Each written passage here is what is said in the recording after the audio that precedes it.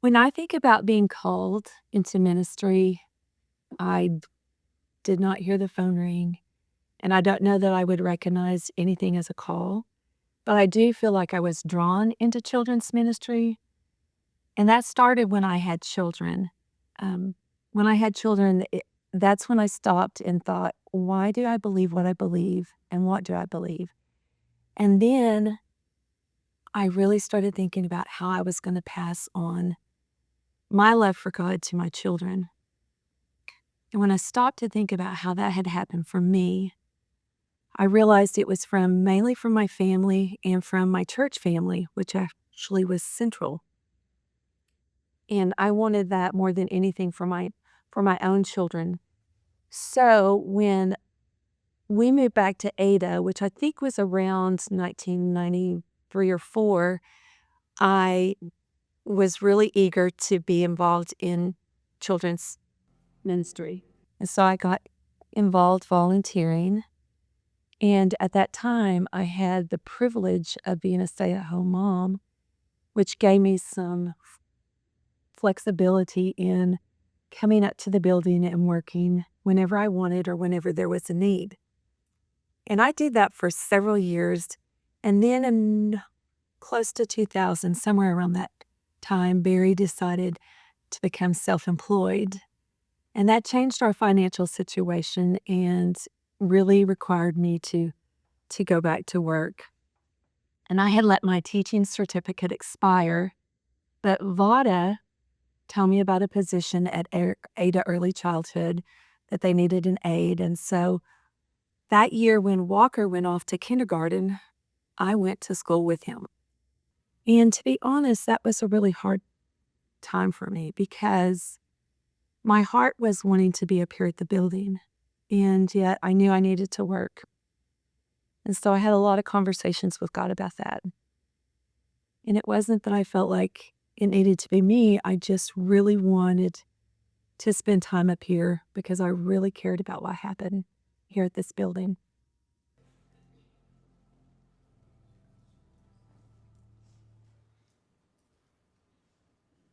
Good morning. This month, as you can tell, and this year, we've been focusing a lot on stories, and we're going to continue that today. Why do we tell stories? Because, for one thing, stories convey meaning that you really can't convey any other way. But also because buried in stories are some concepts and narratives that seem to replay themselves over and over again. In Ecclesiastes chapter 1 and verse 9, it says, "What has been is what will be, and what has been done is what will be done, and there is nothing new under the sun." And it's, on the one hand, you could look at that and say, well, that's just completely wrong. I mean, look at how things have changed in the last couple of years and the last few decades. Think about just in the last few centuries, or since the time that someone like Solomon wrote that, how different the world is. Wednesday night, Derek was ill, or his family was ill, and I filled in with the teens Wednesday night and said, you can ask me anything. We'll do, everybody gets one question. Some of the questions were terrible, but some of them were fantastic, and we had a great class. Well, one of them asked me was, how do you go about your studying the Bible? And as I was thinking about the answer to that, it occurred to me that the answer, oh, thank you, I was in the dark. The answer is very different today than if you'd asked me that as a teenager. When I asked my dad long ago, how do you study the Bible? He got out a Cruden's Concordance. I don't know if it's up here or not. It might be. I probably still have the one my dad, sure enough. I thought it was. Cruden's Concordance, right? There were 3 major Bible concordances. You could get Young's for the young, Strong's for the strong, or Cruden's for the crude, is what my dad said. And so he gave me a Cruden's Concordance. I don't know how to take that. Gave it to me in 1995 on my birthday, because it says so right here at the inside. And you could look in the concordance, and it would tell you, if you wanted to know how many times the word faith is used in the Bible, it'd give you every single one of them, and you'd go look it up, and you'd write your sermon, and you'd study out of the concordance. And I told the teens, don't do that, right? Like, times have changed, and I haven't touched that book. It's now in prop, right? I haven't touched that book in ages because that's not how you study today. Today, if I want to know something, I've got computer resources, software that give me access to all manner of manuscript information and detailed commentaries that I can get, at the touch of a button. I can now, this is a new thing for me, I can ask AI questions and say, hey, I need some free resources on the following topic. And it says, here, Ben, are 8 resources on that topic. And I'm like, wow, where was this when I was writing my dissertation, right? It's different. The world has changed. So why does Solomon say nothing's new? But it seems like everything's new all the time. Because the stories are the same. The details, the technology, the setting, the context changes faster than you can keep pace. But the stories stay the same, which is why you can pick up a 3,000-year-old Old Testament book and read it and find something that feels like it was written yesterday. Because the stories are things we're reliving day after day after day. So this month we're focusing on that concept and the idea, if I can advance my slide, of reliving old stories, of going back and finding those stories that connect with us today and seeing how your story connects with those. We heard a little bit of Felicia's story, which has in it a kernel that you have in your life. I have no doubt that at some point in your life, maybe right now, or maybe some other time, you have wrestled with the question, what am I supposed to be doing with my life? What am I supposed to be doing with my life? That could be a career question. It could just be a point of emphasis question. Jamin's story involved, what am I supposed to be doing with my resources? How am I supposed to be spending my life? And is there a better way to do it? That question just comes up over and over again. It's a fundamental question of being human. That you're born and you're not handed a script and told, here is what you'll be doing today in excruciating detail. Instead, you're born into a world of confusion and question, and you want to know. There's lots of opportunities, no end of opportunities and no end of challenges. What am I supposed to be doing?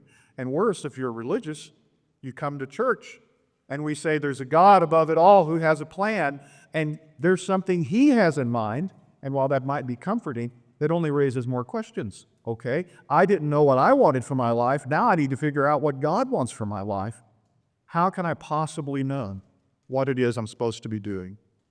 The Bible gives us different renditions of people wrestling with that same story. It's an old story, it's an important story for a reason.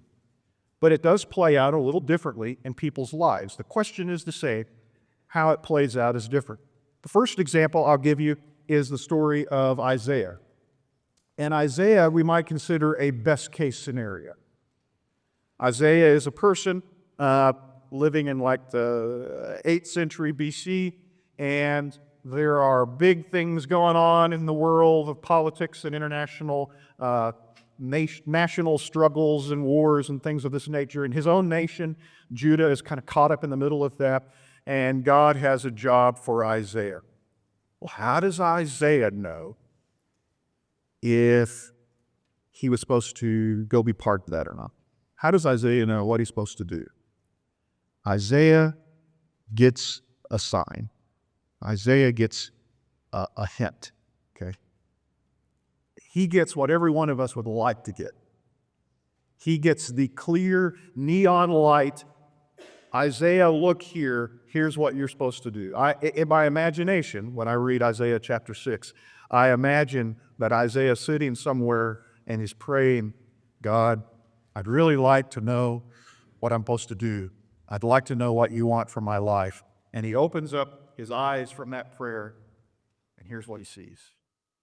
And I saw the Lord sitting upon a throne high and lifted up, and the train of his robe filled the temple. And above him stood the seraphim. Each had 6 wings. With 2 he covered his face, with 2 he covered his feet, and with 2 he flew. And they called to one another. One called to another and said, Holy, holy, holy is the Lord of hosts, the Lord of armies. The whole earth is full of his glory. And the foundations of the threshold shook at the voice of him who called, and the house was filled with smoke. And Isaiah said, yeah, but could you give me a sign of some kind? Well, no, and that's it. Like if you're looking for some kind of communication from God, that's about as clear as it gets. There it is. There's your sign. You have been summoned into the divine throne room. You have been summoned into the presence of angels, of sights and sounds so spectacular you can barely communicate it. The ground you stand on shakes with the voice of heaven that speaks. Got your attention yet? Yeah, like, okay, this would be great. This is what I want. I will confess to you. I told the teens this the other night too. There have been a couple times in my life where I have prayed and I have said to God, you know how sometimes you summon people and like give them some clear vision and like there's a voice and the ground shakes and they know exactly what they're supposed to be, not yet. If I've got one of those coming to me, today would be great. And I've asked God, could you turn on the neon lights and like show me? That would be awesome. I don't know if everybody gets one or if there's some kind of special arrangement, but I've bartered a little with God and said I'd like to have one of these. And I opened my eyes and I'm still where I was, and I've not been summoned up where Isaiah went, and I'm kind of jealous. Isaiah gets the clear summons. Here you are. Now let's talk. And what is Isaiah's reaction to that? Woe is me, for I am lost. For I am a man of unclean lips, and I dwell in the midst of a people of unclean lips. For my eyes have seen the King, the Lord of hosts. Funny thing, people like me pray and say, boy, I wish God would call me up to heaven. Isaiah gets called up to heaven, and he says, I should not be here. This is not a place where I should be. One of the questions the team asked me on Wednesday night, they said, why doesn't God speak to us like directly all the time? And I read this passage. I said, I'm going to preach on a Sunday. I said, you wouldn't like it. Like if God just opened up the sky and yelled at you every time you had something to say, you would not like it.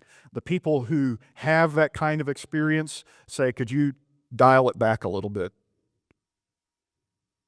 Daniel, I just finished teaching 3 weeks of Revelation to the Ukrainian Bible Institute. And one of the things we do are compare these visions that are in Isaiah, Daniel, Ezekiel, and John and Revelation. Very similar visions. And in all three cases, the people that have these visions are traumatized. Daniel, at one point in Daniel says, after I saw these things, I was sick for several days. Like physically ill from the magnitude of God's overwhelming presence. Isaiah, in particular, has this vision, has this sense of clear calling and purpose, and yet feels less up to it than when he started. You'd think if God shouted, here's what I want, then you would know exactly what you're supposed to do. And yet Isaiah says, I am completely unworthy of this God.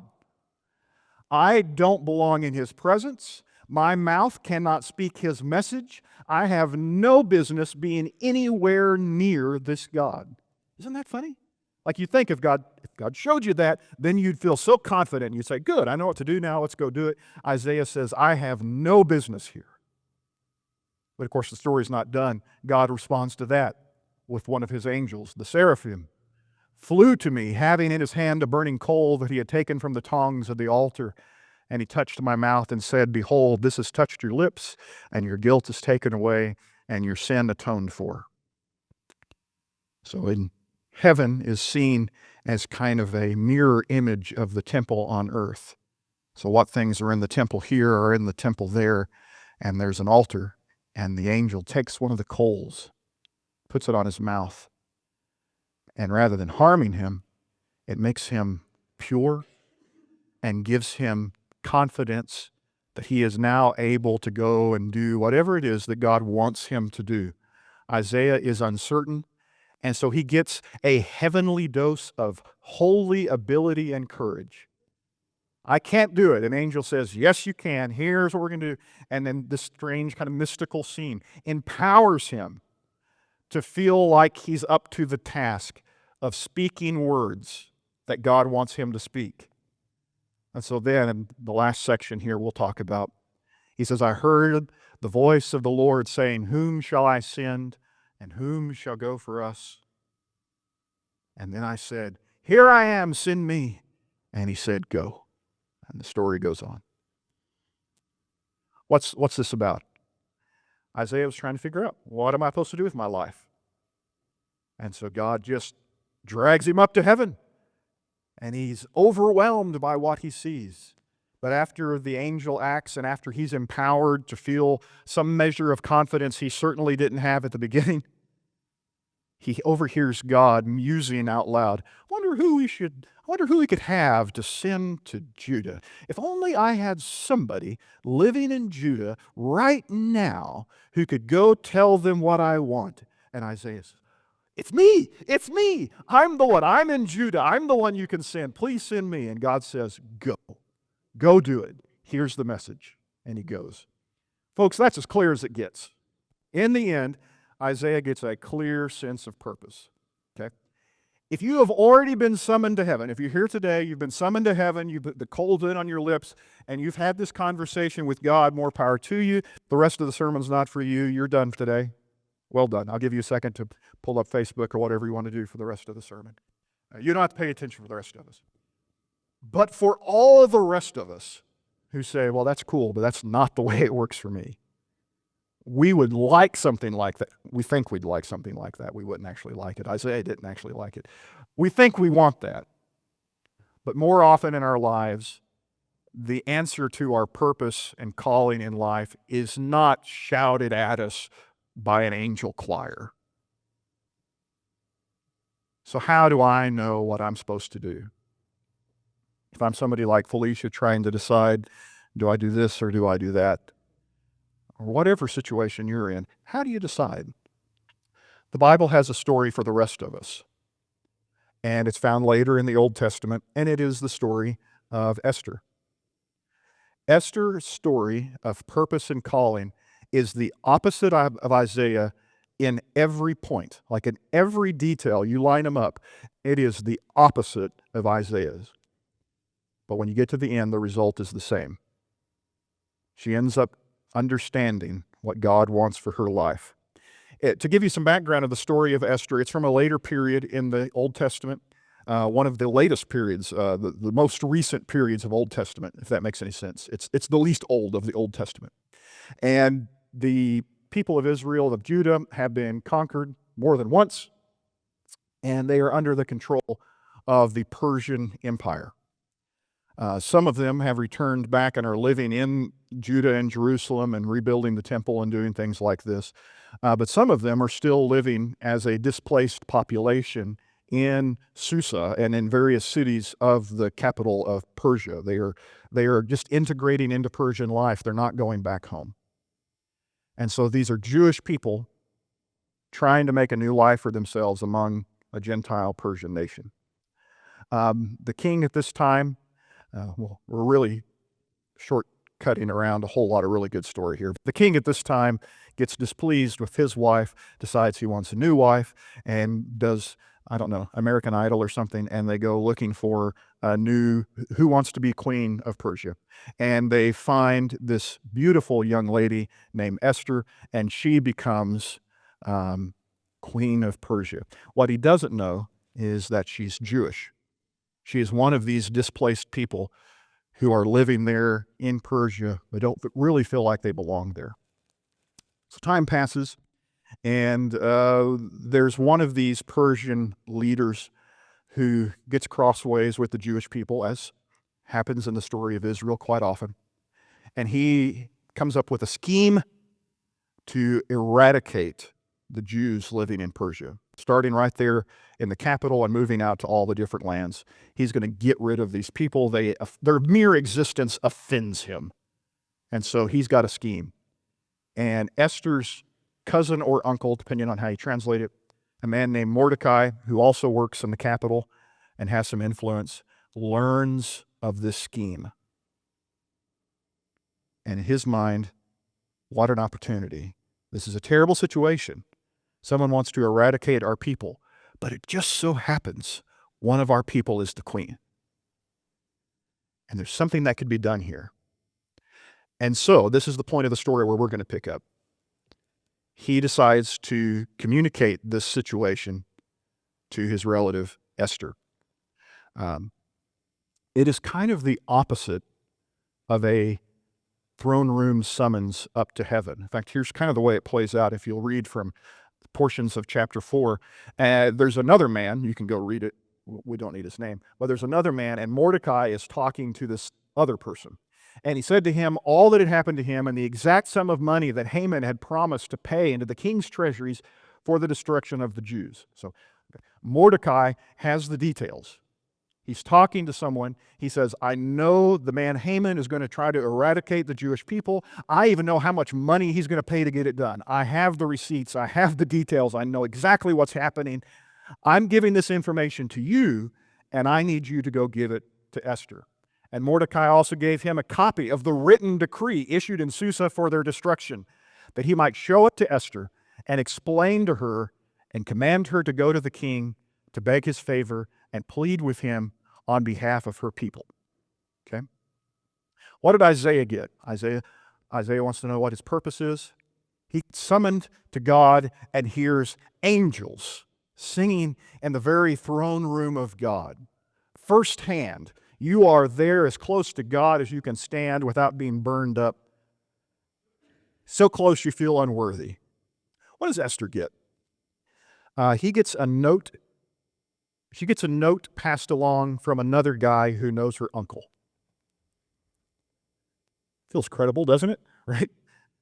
This is like second-hand, third-hand information.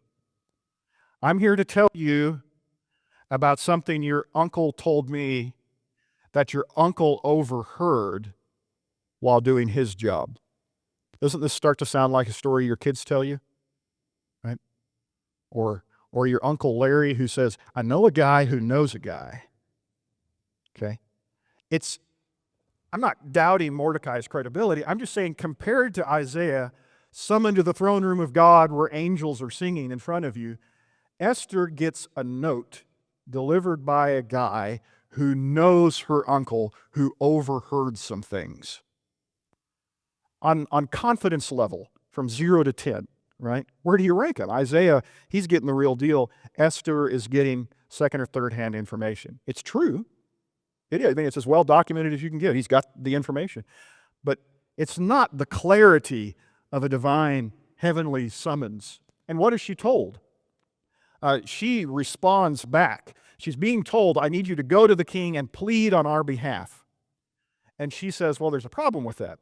All the king's servants and the people of the king's provinces know that if any man or woman goes into the king inside the inner court without being called, there is but one law, to be put to death, except the one to whom the king holds out the golden scepter so that he may live. Okay? Understood rule.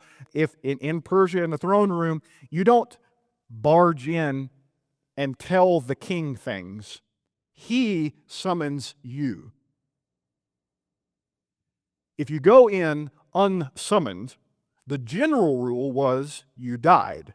Now there's an exception, she says. He could lift his scepter up and deign to hear your request. But he could also do nothing and they would just execute you. And you say, well, he wouldn't do this to his queen, would he? Remember, he just replaced the queen. That's how Esther got to be queen, was he replaced the previous queen. So it's not beyond this guy at all to be just that petty. And it is, after all, the law. So you're asking Esther to do the one thing she knows she's not supposed to be doing. And then she says, in case you're not clear, but as for me, I have not been called to the throne to come in to the king for 30 days. Not only have I not been called to come in, it's been a month since anyone has summoned me into the throne room. It's not as if she could say, oh, I thought you wanted me, dear. No, it's been a month since she's been offered an invitation, summoned up to the throne room. So again, do you see the difference here? Isaiah gets a summons through the throne room of God itself, where he will be told what to do.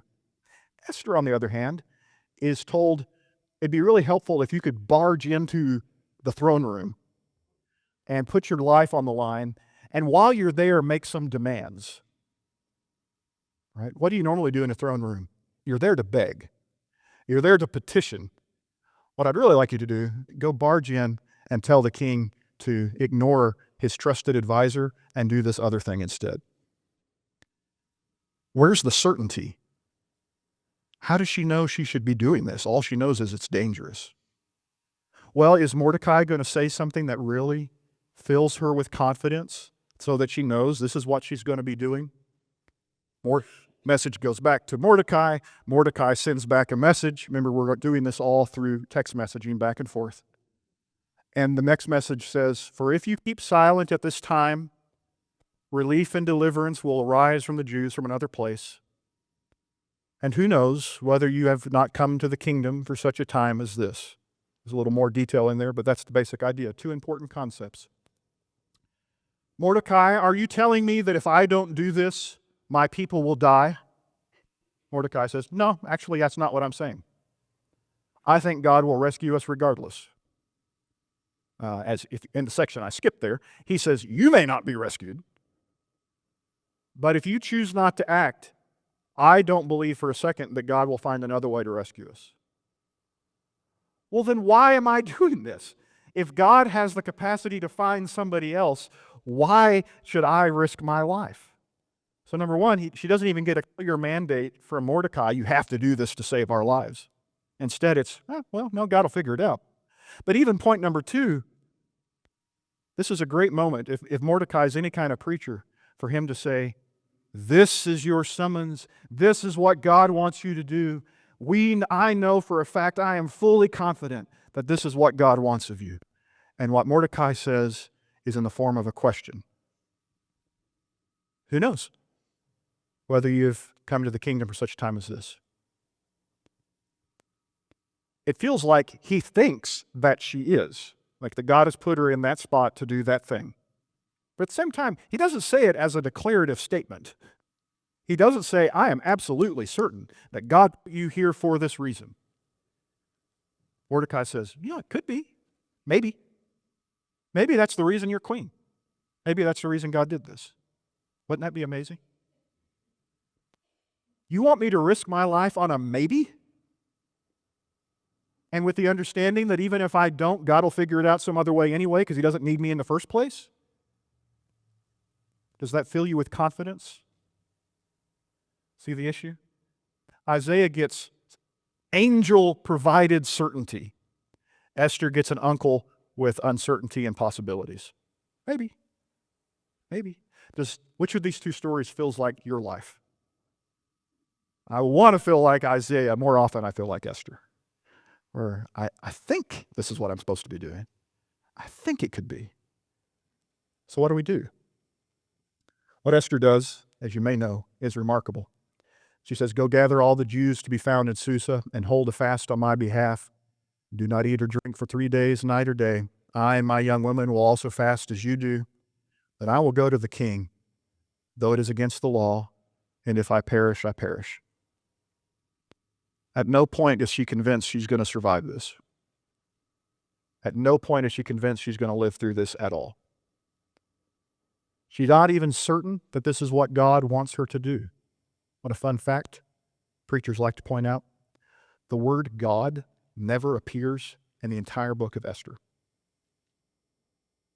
At no point in the entire text of Esther does anyone ever say, and then God told her to do this. He is completely silent in the story.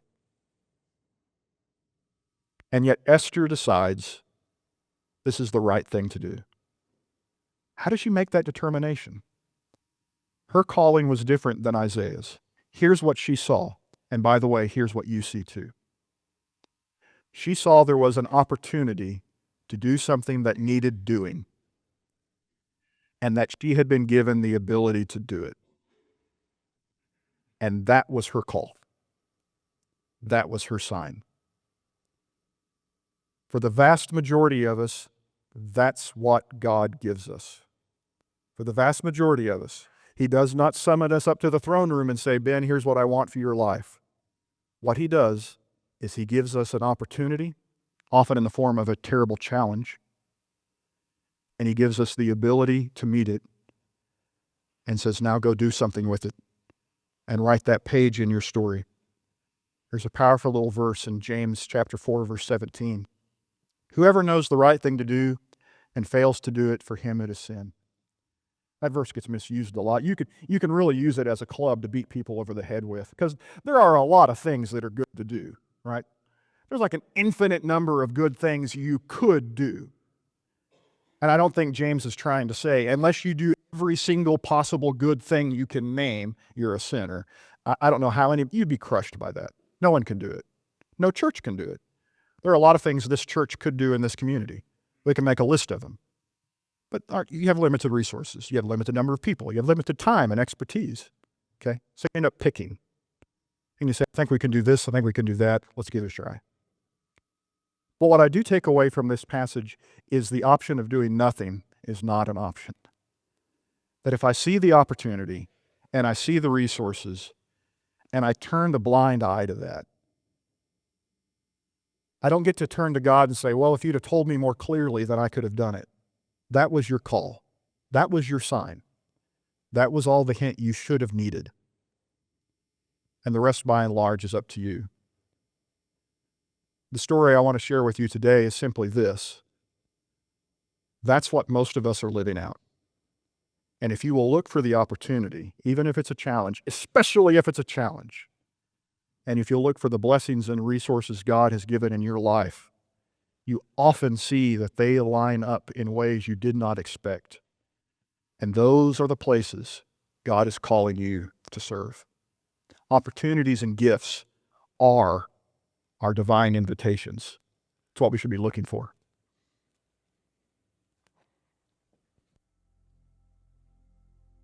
And so I wrestled with that for a while and then decided, God is in control.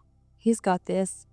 And I need to trust him. And I need to trust him that maybe I'm at Ada Early Childhood for a reason. And so I worked that year and planned on going back to work there again the following year. And that's when I think it was Bill Nelson came to me and said the elders had decided to hire a children's minister and they wanted to offer that position to me. So when the elders came to me and offered me that, this might sound surprising, but it had never even entered my mind to work here at the building. And as much as I wanted to be here, there was a little bit of hesitation on my part. And so as I thought and prayed about that opportunity, my mind kept going back to the story of Esther. And the part of the story that just I could not get past was when Mordecai spoke to Esther and said, maybe you're in the position you're in for such a time as this. And as I thought about that, I thought about, it might not be traditional position for a woman to be a children's minister, but my heart is there. And obviously this opportunity has been provided for by God. And so I did not want to not take the position because I felt like it was what I should do if I wanted to serve God's purpose here. I never planned on being the children's minister, but it was just obvious to me that this was a God thing. I felt like God gave me this position for such a time as this.